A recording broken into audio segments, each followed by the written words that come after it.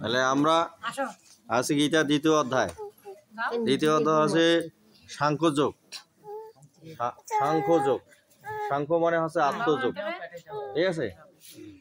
এটা হচ্ছে এক ধরনের হচ্ছে স্বাবলম্বী হওয়া যোগ, ঠিক আছে। হ্যাঁ, মানে স্বাবলম্বিতা যোগ, ঠিক আছে। মানে এই অধ্যায় হচ্ছে অর্জুনকে স্বাবলম্বী করে তুলেছিল, ঠিক আছে। মানে দৃঢ় প্রত্যয়ী করে তুলেছিল, মানে দৃঢ় প্রত্যয়ী মানে তাকে নিজেকে চেনাইতে সাহায্য করেছিল। এই জন্য হচ্ছে এই অধ্যায়ের নাম হচ্ছে সাংখ্যযোগ বা আত্মযোগ বলা হয়, বা স্বাবলম্বী হওয়া যোগ। যতক্ষণ না পর্যন্ত একজন ব্যক্তি স্বাবলম্বী না হয় ততক্ষণ পর্যন্ত সে হচ্ছে দীক্ষা নিতে পারে না, ঠিক আছে। মানে দীক্ষা নেওয়া মানে হচ্ছে গুরু যে আপনাকে পথ দেখাবে তা নয়, ঠিক আছে। মানে গুরু পথ দেখায় না, ঠিক আছে। গুরুর কাছে শুধু হচ্ছে দীক্ষা নেওয়া, মানে ভক্ত নিজে নিজেই হচ্ছে পথ বেছে। তাহলে হ্যাঁ, কারণ মানে এর একটা হচ্ছে কাহিনী আছে, মহাভারতে একটা কাহিনী আছে। মানে কাহিনীটা হচ্ছে মহাভারতে যে অনুশাসন পর্ব রয়েছে, অনুশাসন পর্ব আছে না, অনুশাসন পর্বের হচ্ছে শেষে যে পর্বটা রয়েছে অধ্যায়টা, সেটা হচ্ছে উচ্চ মানে উঞ্চ, ঠিক আছে। উঞ্চ বত, ঠিক আছে, উপাখ্যান। উঞ্চ বত উপাখ্যান, আখ্যান। মানে ওইখানে গঙ্গা নদীর তীরে এক হচ্ছে ব্রাহ্মণ বাস করত, ঠিক আছে। ওই ব্রাহ্মণের হচ্ছে অনেক পুত্র, মানে 1,000 মতো পুত্র। তা ওই ব্রাহ্মণে একজন মানে গুরু এসেছিল। এখন হচ্ছে কিভাবে হচ্ছে মোক্ষ লাভ করা যাবে, ব্রাহ্মণ হচ্ছে বিভিন্ন উপায় বলল যে মোক্ষ হচ্ছে আপনার উচ্চবত বতনীয় মোক্ষ লাভ করা যায়, গারস্থ ধর্ম পালন করিও মোক্ষ লাভ করা যায়, বানপ্রস্থ পালন করিয়া করা যায়, সন্ন্যাস ধর্ম নিয়েও করা যায়। মানে মানে যেইটা হচ্ছে, তারপর বেদ অধ্যয়ন করিও হচ্ছে মোক্ষ লাভ করা যায়, সাধু সঙ্গ করেও মোক্ষ লাভ করা যায় না। এবং কোনটা হচ্ছে নিয়ে হচ্ছে মোক্ষ লাভ হবে আমিও কিন্তু জানি না, শুধু আমি শুনেছি। মানে গুরুও হচ্ছে এরকম সন্ধিহান ভাবে বলছে যে তুমি যদি হচ্ছে মোক্ষ লাভ করতে চাও তাহলে তুমি হচ্ছে গোমতী নদীর তীরে যাও। তাহলে গোমন্তরী নদীর তীরে হচ্ছে পদ্মনাভ নামে এক হচ্ছে নাগ রয়েছে, মহানাগ রয়েছে, যে হচ্ছে সূর্যের মানে এক চক্রা রথ, মানে সূর্যের যে রথ আছে ওইখানে 2টা চাকা নয়, মানে এক চাকা রথ, মানে সূর্যদেবের রথ হচ্ছে এক চাকা রথ, ঠিক আছে। সূর্যের হচ্ছে এক চাকা রথ হচ্ছে সে বহন করে, ঠিক আছে। তা এখন এই কথা শুনে তখন হচ্ছে ব্রাহ্মণ ওই গোমতী নদীর তীরে ওই পদ্মনাভ নামক নাগের নিকটে চলে গেল। কিন্তু ওই সময় হচ্ছে ওই পদ্মনাভ ও হচ্ছে সূর্যের হচ্ছে রথ টানতে গেছে। এখন ওর স্ত্রী আছে, স্ত্রীকে জিজ্ঞাসা করলো যে উনি তো এখন কোথায় গেছে, কথা যে উনি আছে সূর্যের রথ টানতে গেছে, 7-8 দিন পরে ফিরবে, ঠিক আছে। এই কথা বলে যে যতদিন না উনি ফিরে ততদিন আমি গোমতী নদীর তীরে ওনার জন্য অপেক্ষা করতেছি এবং হচ্ছে অল্পাহারী হয়ে সেখানে অবস্থান করব। মানে উঞ্চ বত মানেই হচ্ছে কি, মানে অল্প আহার গ্রহণ করিয়া, মানে খায় না খায়, খাওয়া না খাওয়ার সমান করে হচ্ছে ব্রতটা ধারণ করা, মানে ওইভাবে জীবনযাপন করা। তা যখন 7-8 দিন পরে যখন হচ্ছে পদ্মনাভ নাগ যখন ফিরে আসলো, তখন তার স্ত্রী জিজ্ঞাসা করলো যে আপনার জন্য একজন অতিথি আছে, উনি কি কারণে এসেছেন, কেন এসেছেন, কেন আপনার জন্য অপেক্ষা করতেছেন, আমাকে কিন্তু কিছু জানায়নি। উনি হচ্ছে গোমতী নদীর তীরে রয়েছেন। তখন নাগ হচ্ছে সেই ব্রাহ্মণের কাছে চলে গেল। ব্রাহ্মণের কাছে যখন চলে গেল, ব্রাহ্মণ তখন হচ্ছে ওকে জিজ্ঞেস করলো, ওই পদ্মনাভকে জিজ্ঞাসা করা হলো যে আপনি যে এতদিন যাবত হচ্ছে সূর্যের রথ হচ্ছে আপনি টানেন বা সামলান, তাহলে আশ্চর্যজনক কোনো কি ঘটনা কি আপনি ওইখানে দেখেছেন, প্রত্যক্ষ করেছেন? আশ্চর্যজনক কিছু যদি দেখেন তাহলে আমাকে বর্ণনা করেন। তখন হচ্ছে ওই আশ্চর্যজনক ঘটনা বর্ণনা করলো। তখন উনি বলল যে আমি একদিন হচ্ছে দেখলাম একজন বিরাট পুরুষ, সে গন্ধর্বও নয়, নাগও নয়, দেবতাও নয়, এবং হচ্ছে পরমাত্মাও নয়। হ্যাঁ, উনি সূর্যের সমতুল্য তেজ নিয়ে সূর্যেই হচ্ছে বিলীন হলেন। না, উনি কিভাবে বিলীন হলেন? বলছে যে উনি হচ্ছে, আমি শুনেছি উনি হচ্ছে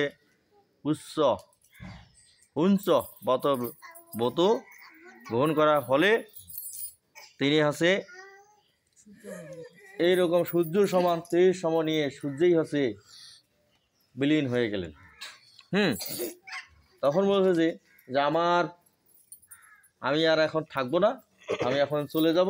ব্রাহ্মণ তখন ওই কথা শুনিয়ে তখন নাগ বলতেছে যে পদ্মনাভ বলতেছে যে আপনি হচ্ছে কি কারণে আসলেন, না আবার কি জন্যই বা চলে যাচ্ছেন, আমি তো হচ্ছে কিছুই বুঝতে পারলেন না। তখন আমার উত্তর আমি হচ্ছে পেয়ে গেছি। ব্রাহ্মণ বলতেছে যে আমাকে এখন কি করতে হবে, হ্যাঁ মানে আমার কোন ধরনের ব্রত করতে হবে সে সমাধান আমি হচ্ছে পেয়ে গেছি। তবে এটা আমি উপলব্ধি করেছি যে তুমি যে নাগ আর আমি ব্রাহ্মণ, হ্যাঁ মানে তোমার আমার ভিতর কোনো পার্থক্য নেই, তুমি আমি হচ্ছে অভিন্ন, বুঝেছেন? মানে সাপ, তুমি যে সাপ আর আমি যে ব্রাহ্মণ, তোমার আমার ভিতর কোনো পার্থক্য নাই। আমার হচ্ছে এইটা উপলব্ধি হয়েছে, হ্যাঁ যে আমি এখন যাচ্ছি, আমি ভৃগু বংশের শ্রবণ মুনির কাছে দীক্ষা নিয়ে উৎসবত ব্রত গ্রহণ করব, পালন করব। না তাহলে দেখেন, মানে এই ব্রাহ্মণ যে আছে মনে করেন হচ্ছে কি ধরনের ব্রত করবে সিদ্ধান্ত কিন্তু নিজেই নেয়। মানে কোনটা তার মুখ্য হবে কোনটা হবে না সেটা কিন্তু সবাই কিন্তু ভক্ত নিজে নিয়েছে কি না? ওর কি গুরু কি বলছে যে তোমাকে এইভাবে হচ্ছে সাধনা করতে হবে, করতে হবে, এই ব্রত করলে তুমি মুখ্য লাভ করতে পারো, কোনো উপদেশ দিয়েছেন না? ও শুধু হচ্ছে শ্রবণ মুনির কাছে দীক্ষা নিয়েছে, বুঝতে পারছেন? দীক্ষা নেওয়ার পরে হচ্ছে সে নিজে নিজে পথ অবলম্বন করেছে। এই জন্য হচ্ছে গুরু আপনার খালি দীক্ষা দিবে, ঠিক আছে, এবং আপনার মুক্তির পথ আপনাকে নিজেকেই হচ্ছে খুঁজে বের করতে হবে যে আপনি হচ্ছে কোন পথে এগিয়ে যাবেন। হ্যাঁ, এই জন্য আছে এই যে দ্বিতীয় গীতা যে দ্বিতীয় অধ্যায়টা রয়েছে সাংখ্যযোগ, এই সাংখ্যযোগ হচ্ছে ভক্তর হচ্ছে সিদ্ধান্ত গ্রহণ, না মানে সিদ্ধান্ত গ্রহণের হচ্ছে পর্ব, বুঝতে পারছেন? মানে এইখানে থেকে হচ্ছে অর্জুন হচ্ছে সিদ্ধান্ত গ্রহণ করেছেন যে সে কি করবে, না মানে সে হচ্ছে দীক্ষা নিবে কি না। হ্যাঁ, মানে এই অধ্যায়ে হচ্ছে ভগবান হচ্ছে অর্জুনকে হচ্ছে দীক্ষিত করেছেন, মানে দীক্ষা দিয়েছেন যে শিষ্য হিসেবে তাকে হচ্ছে গ্রহণ করেছেন, আর ভগবানও অর্জুনকে শিষ্য হিসেবে গ্রহণ করেছেন। হ্যাঁ, আর অর্জুনও হচ্ছে ভগবানকে হচ্ছে গুরু হিসেবে গ্রহণ করেছে। এই জন্য সঞ্জয় বলতেছেন, সঞ্জয় উবাস তম তথা কৃপয়াবিষ্টম অশ্রুপুণ্ডা কুলে খানম বিষাদন্তমিদম বাক্যম উবাচ মধুসূদন। সঞ্জয় বললেন, অর্জুনকে এইভাবে অনুতাপ, মানে আগের যে অধ্যায় আছে ওইখানে তো সে অনুতাপ হয়েছে না, অনুতাপ হওয়ার কারণেই তো সে ধনুর্বাণ ত্যাগ করেছে না, এবং শরীর হচ্ছে শক্তিহীন হয়েছে কি না? তাহলে এভাবে অনুতাপ এবং ব্যাকুল এবং অশ্রুসিক্ত দেখে কৃপা আবিষ্ট হয়ে মধুসূদন বা শ্রীকৃষ্ণ এই কথাগুলি বললেন। আমাদের শরীর যে আছে, মানে শরীরের হচ্ছে বিভিন্ন ধরনের তন্ত্র রয়েছে, মানে তন্ত্র হয়েছে, মানে আমাদের শরীরটা আছে 11টা তন্ত্র নিয়ে গঠিত। আর আমাদের চামড়া একটা তন্ত্র, ঠিক আছে, হাড্ডিগুলো যে একটা আছে ওইটার তন্ত্র, সেনাও একটা তন্ত্র, এইরকম 11 ধরনের তন্ত্র নিয়ে আমাদের শরীরটা গঠিত। যে মানবদেহের হচ্ছে কার্য সম্পাদনের 11টি তন্ত্র রয়েছে, যেমন ত্বকতন্ত্র, কঙ্কালতন্ত্র, পেশিতন্ত্র, মানে আমাদের যে শরীরের ভিতরে যে ইয়াগুলো আছে, এই যে শিরা উপশিরাগুলো আছে, ঠিক আছে, এটা হচ্ছে পেশিতন্ত্র। তারপর আছে পৌষ্টিকতন্ত্র, আমরা খাদ্য খাই না, ওইটা পরিপাক করে কি না, মানে হজম করে যেটা, ওইটা হচ্ছে পৌষ্টিকতন্ত্র। আর শ্বাস প্রশ্বাস যে নেই না, ওইটা শ্বসনতন্ত্র। আর সংবহনতন্ত্র, আমার শরীরে রক্ত চলাচল করে না, রক্ত চলাচল করে কি না, এইটা একটা আছে তন্ত্র, এই সংবহনতন্ত্র। তারপর স্নায়ুতন্ত্র, আমাকে কেউ চিনঠাইলে আমরা টের পাই, কোনো কিছু কামড় দিলে টের পাই, কেউ স্পর্শ করলে টের পাই কি না, এইটা আছে স্নায়ুতন্ত্র। তারপর আছে রেচনতন্ত্র, আমরা যেগুলো খাদ্য গ্রহণ করি সেগুলো হচ্ছে বের করার একটা ব্যবস্থা আছে কি না, এটা হচ্ছে রেচনতন্ত্র, যে পায়খানা প্রস্রাব যে করি এইটা হচ্ছে রেচনতন্ত্র।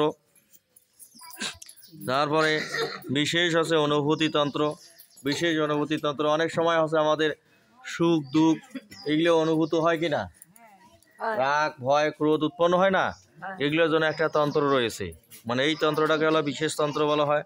তারপর হচ্ছে অন্তঃক্ষরা তন্ত্র, এই অন্তঃক্ষরা গ্রন্থির মাধ্যমে আমাদের হচ্ছে শরীরে হরমোন উৎপন্ন হয়, বিভিন্ন জন কয় না যে ওর হচ্ছে হরমোনের সমস্যা হয়েছে, এরকম শুনি না, তাহলে এইটা হচ্ছে অন্তঃক্ষরা তন্ত্র আছে, এই তন্ত্রের মাধ্যমে হরমোন উৎপন্ন হয়, মানে বিভিন্ন ধরনের আমাদের যে ভিটামিন ডি টি যা আছে এইখান থেকে উৎপন্ন হয়, মানে রোগ প্রতিরোধ ক্ষমতা উৎপন্ন হয়, মানে ইমিউনিটি সিস্টেম বলা আমরা হচ্ছে রোগ প্রতিরোধ ক্ষমতা, মানে রোগ প্রতিরোধ ক্ষমতাটা এখান থেকে তৈরি হয়, অন্তঃক্ষরা গ্রন্থি বলা হয়। তারপর আছে প্রজননতন্ত্র, এটা আমরা সবাই জানি, এটা দিয়ে আছে সন্তান বা বংশ উৎপন্ন হয়। এইরকম আছে 11টা তন্ত্র নিয়ে আমাদের শরীরটা হচ্ছে গঠিত, মানে এই 11টা তন্ত্রের কাজ যদি সুসম্পন্নভাবে সম্পাদিত হয় তাহলে মনে করবেন আমাদের শরীরটা সুস্থ আছে, বুঝতে পারছেন? তাহলে এই যে আমাদের চোখে যে অশ্রু আসে, মানে কি কারণে আসে, যখন আছে বিশেষ অনুভূতি তন্ত্র আর আছে স্নায়ু যে তন্ত্র রয়েছে, এই দুইটা তন্ত্র যখন আছে একসাথেই যখন কাজ করে না, যখন শোক উৎপন্ন হয় তখন অশ্রু আসে, আনন্দ উৎপন্ন হইলেও অশ্রু আসে, ঠিক আছে, এবং সেটা হচ্ছে স্নায়ুতন্ত্রের মধ্যে এই দুইটা তন্ত্রের মধ্যে সমন্বয় হয়, যোগসূত্র হয় না, যেমন আমরা হচ্ছে সঙ্গ করতে গেলে ওই না আসলে আমরা আসি না, ঠিক আছে, দলবদ্ধ হয়ে কাজ করে, এই যে বিশেষ অনুভূতি তন্ত্র আর হচ্ছে স্নায়ুতন্ত্র একসাথে কাজ করে। যে স্নায়ুতন্ত্রের হচ্ছে দুর্বলতার জন্য বিশেষ অনুভূতি তন্ত্র কাজ করায়, অর্জুনের চোখে স্বজনদের ব্যথায় ব্যথিত হয়ে জল চলে আসে, ঠিক আছে, এই যে তারা হচ্ছে যে আত্মীয় স্বজন বন্ধু বান্ধব না, এবং আমার হচ্ছে বংশকে আমি হত্যা করিব না, এই শোকে হচ্ছে ব্যাকুল হওয়ার পরে অর্জুনের হচ্ছে শারীরিকভাবে সে দুর্বল হয়েছে, ঠিক আছে, মানসিকভাবে দুর্বল হয়েছে, এই দুর্বল হওয়ার কারণে তার চোখে জল এসেছে। যেমন আছে শ্রী ভগবান উবাচ বলছে যে